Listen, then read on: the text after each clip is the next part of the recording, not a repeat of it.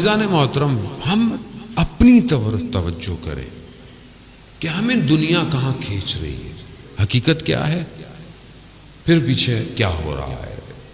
اور وہ ایسا نہیں ہے دشمن غافل نہیں ہے، دشمن گھروں تک اترا ہوا ہے، دشمن ہماری تنہائی میں اترا ہوا ہے، دشمن ہمارے ہاتھ میں ہے، اسمارٹ فون ہمارے ہاتھ میں ہے، دشمن اس کے ذریعے سے ہمارے نفسوں کو کنٹرول کر رہا ہے، جب دل چاہتا ہے نفس برباد کر دیتا ہے۔ اور ہم نے بھی اپنے آپ کو اتنا ہلکا کیا ہوا ہے کہ ہم بھی اسی کا شکار ہو چکے ہیں۔ اس کا ہدف ہی یہی ہے کہ یہ جوان تیار نہ ہو، لیکن اگر قرآن پڑھتا ہو، سورہ کہف سمجھتا ہو، تو خدا سے جب توکل کرے گا، خدا کی بارگاہ میں جائے گا، تو خدا اس کے کانوں کو اس دنیا کے شوروں سے بچا دے گا، اسے محفوظ کر دے گا اس دن کے لیے جس کا انتظار ہے۔ لیکن اس کے لیے ظاہر ہے ہم اپنے آپ کو اپنی طرف توجہ دیں کہ ہم کہاں ہیں، میں کہاں ہوں، میں اپنے آپ کو دیکھوں کہ میں دنیا میں کتنا مگن ہوں، میرے لیے دنیا کیا ہے، اور میں کتنا اپنے وقت کے امام سے متصل ہوں، میرے دن اور رات کیسے گزرتے ہیں، میری تنہائی کیسے گزرتی ہے۔ عزیزان محترم، میں ابھی بہرحال جہاں پڑھ کے آ رہا تھا وہاں میں نے بیان کیا حدیث، پوری تو شاید میں نہیں بیان کر پاؤں گا۔ مجلس اور عزاداری یہ ایک مقدمہ ہے ظہور کا۔ جب ہم آتے ہیں سننے تو امام رضا علیہ السلام، اللہم صلی علی محمد امام نے فرمایا، امام شبیب سے جب کہتے ہیں ابن شبیب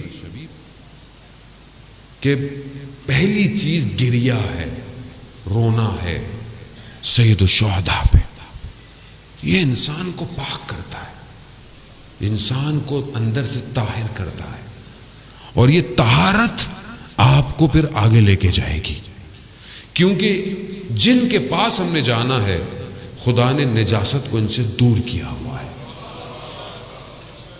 نجاست نہیں جا سکتی، تو پہلے طاہر ہونا ہے، پاک ہونا ہے۔ کیسے پاک ہوں؟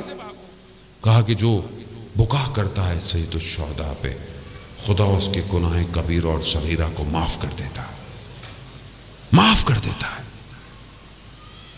حدیث ہے، امام فرما رہے ہیں اور امام دعوت دے رہے ہیں، آؤ پاک ہو، پاک ہونا ہے، آؤ۔